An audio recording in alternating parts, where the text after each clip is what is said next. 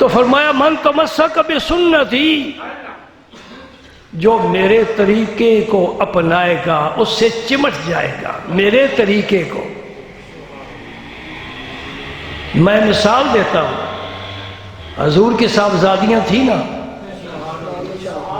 صاحبزادے تو بچپن میں انتقال فرما گئے، کوئی صاحبزادے بالغ ہونے تک نہیں پہنچے۔ صاحبزادیاں تھیں 4 صاحبزادیاں، 4 کی شادی۔ شیعہ کی معتبر کتاب اصول کافی، اس میں روایت موجود ہے کہ 4 صاحبزادیاں حضور کی خدیجۃ الکبریٰ کے بدن سے پیدا ہوئی۔ اصول کافی کتاب کا نام ہے، جیسے ہماری بخاری ہے ان کے نزدیک اصول کافی بڑی اہم کتاب ہے۔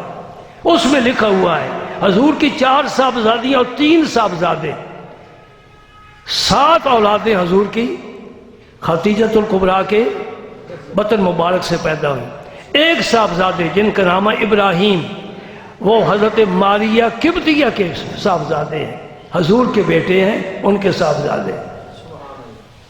4 صاحبزادیاں شادی فرمائی آپ نے، تو کتنی برات آئی، کس میرج ہال میں انتظام کیا گیا، کتنے کھانے کھلائے گئے، دولہا پر کتنے روپے لٹائے گئے، کتنے بینڈ باجے بجائے گئے۔ اس سے پہلے ایک رات جو مہندی کی رسم ہم کرتے ہیں، یہ کس سے آپ نے لی ہے؟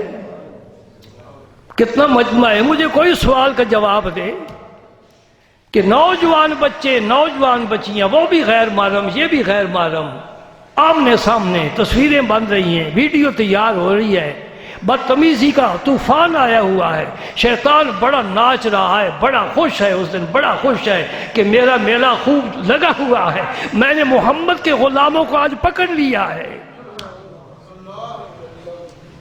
میری بات سمجھ آ رہی کہ نہیں آ رہی؟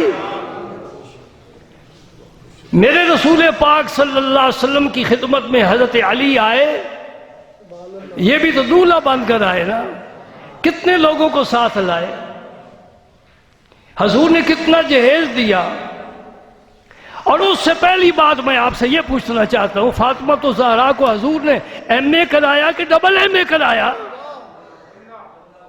اور بول نہ میرے بھائی، تو مجھ سے زیادہ سمجھدار ہے، مجھے ذرا سمجھا تو صحیح۔